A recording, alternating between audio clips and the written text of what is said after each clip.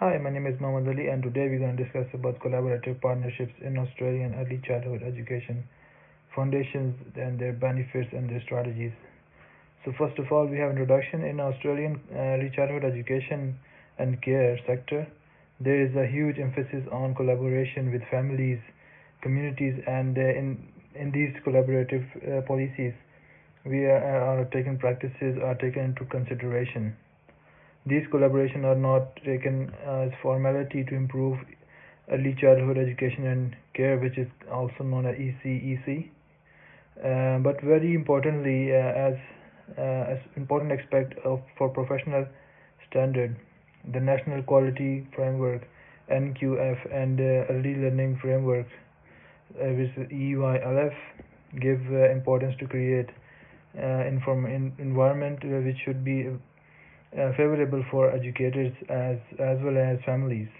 Moreover, there is also emphasis on build a relationship between which is based on respect.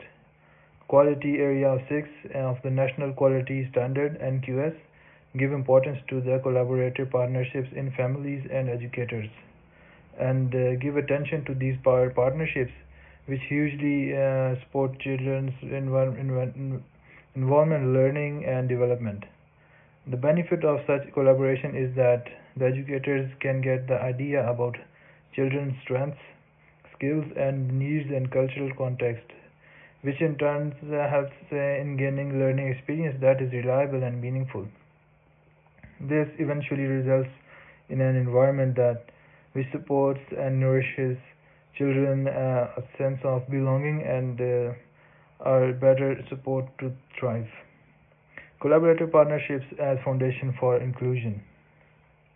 So, Standard 6.2 of NQS emphasizes engagement with Aboriginal and Torres Strait Islanders, elders, and communities, ensuring that the First Nations perspectives are authentically represented. This approach not only supports Indigenous children's cultural identity but also enriches the learning of all children by fostering respect and understanding for Australia's diverse histories. For example, incorporating local Aboriginal language words into songs or inviting elders to share dreaming stories can promote a strong sense of pride in heritage and enhance cross-cultural learning. Which partnerships with families and communities are prioritized, services are better able to identify and remove barriers to participation, ensuring equitable access to high quality learning experiences, enhancing learning through family and community engagement. Family and community engagement is strongly linked to improve learning and developmental outcomes. Research in Australia and internationally shows that when families are actively involved in children's education, children experience higher levels of motivation, improved social competence, and stronger language and literacy skills. Engagement can take many forms, from attending parent educator meetings to contributing to curriculum planning or sharing skills and knowledge with children. The community-led Indie Kindy program in Borroloola, Northern Territory, is an example of effective family and community engagement in action. Designed and delivered by local Aboriginal women, this early childhood program has significantly reduced the rates of development and vulnerability by incorporating cultural knowledge, community priorities, and family involvement into daily practice. The success of Indie Kindy demonstrates that when families are given an active role in shaping programs, the learning environment becomes more culturally relevant, engaging, and effective. Similarly, services that invite parents to contribute their expertise, whether through cooking demonstrations, storytelling, or introducing children to different languages, enrich the curriculum and strengthen the relationship between home and school. Building trust as cornerstone of partnerships. While the trust of family and community engaged engagement are widely recognized. Effective collaboration cannot occur without trust. Trust is built through consistent, respectful, and transparent communication, as well as through the demonstration of genuine care for children and their families. For families from cultural and linguistically diverse CALD backgrounds, and trust may take longer to establish, particularly if past experiences with education systems have been negative or exclusionary. In these cases, culturally responsive practices is essential. This may involve using interpreters, providing translated materials, or employing bilingual educators who may communicate directly with families in their preferred language.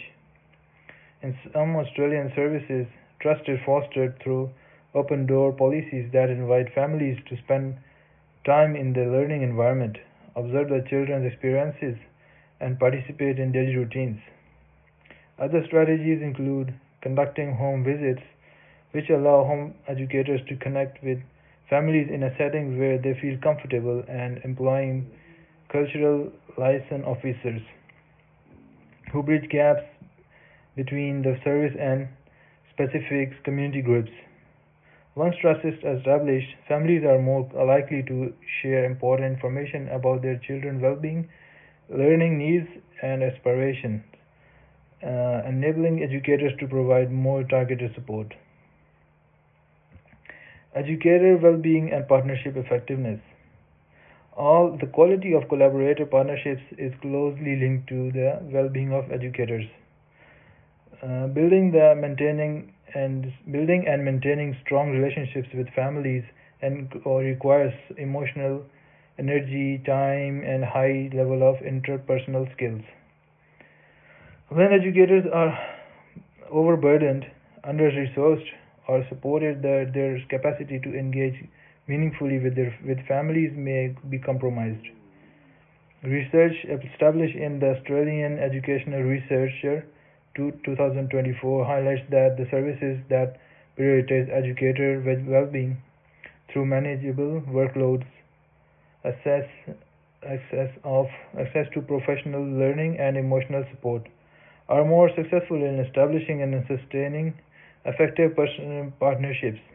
Professional development is also essential in equipping educators with the skills needed to navigate sensitive conversations, address cultural differences, and engage with family in decision-making processes.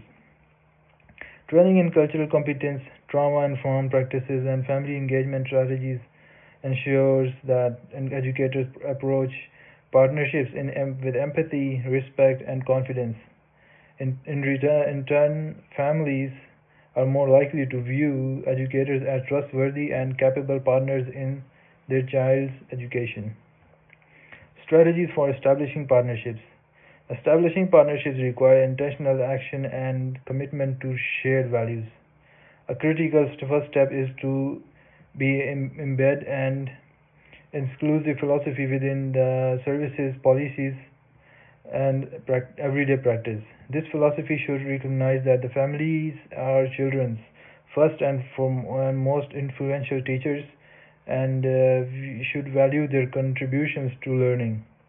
Services can be built with these partnerships by designating a key contact person for each family, ensuring consistency in communication and relationship building, inviting community leaders, elders, and representatives from local organizations to participate in the program helps to embed community knowledge and foster mutual respect.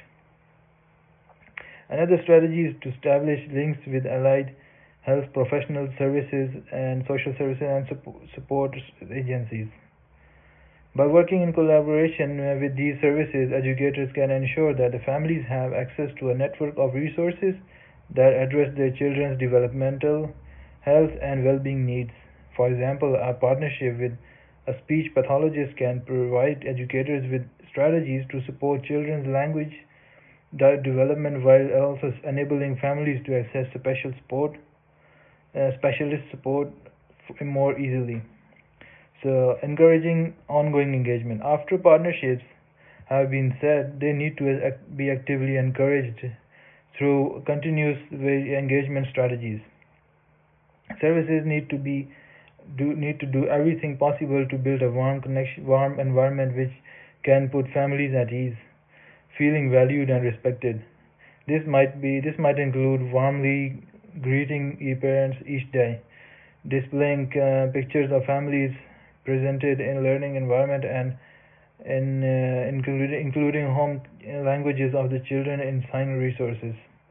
Communication is considered as very important component of engagement and should enable two-way sharing, allowing families to provide information as well as receive the updates.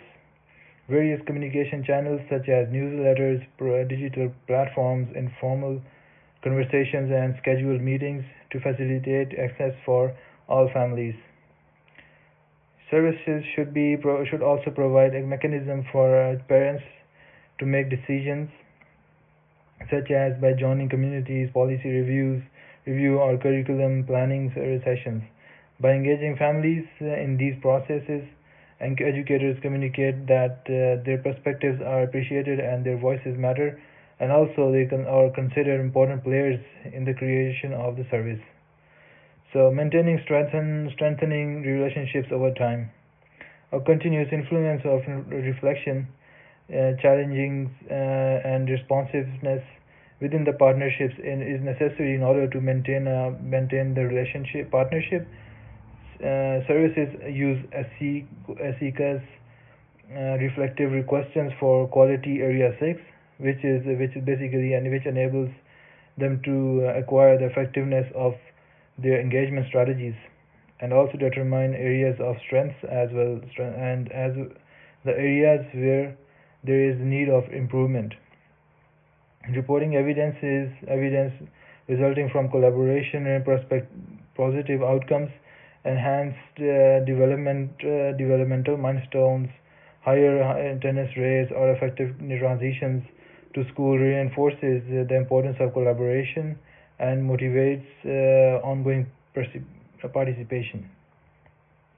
So, building a healthy relationship with the families demands flexibility, as we know that the family situation and community needs can be changed and evolve with time. For that, the cases and to be open to evolve their methods in response to such change that can be done by providing different meeting times or accommodate working parents. If needed, offers home communication options or shifting programs to meet new community priorities that are emerging. So during time of crisis, as during the COVID-19 pandemic situation, keeping in touch with families by phone call, online communication, and care packages has proven to be essential in keeping the lines open and community of contact intact. So in conclusion, in the Australian EC context, collaborative partnerships with families and communities are cornerstone of quality, inclusion, and positive learning outcomes. They create environments in which children's identities are affirmed, their learning is enriched, and their well-being is prioritized. By embedding respectful relationships, supporting cultural responsiveness, prioritizing educator well-being, and involving families in meaningful decision-making, services can build partnerships that are not only effective but transformative. The benefits extend beyond the individual children to families, communities, and society as a whole, fostering stronger connections, greater social cohesion, and a shared commitment to the future success of all children. So that's for it today, and thank you for listening. And I just end this conversation now. Thank you.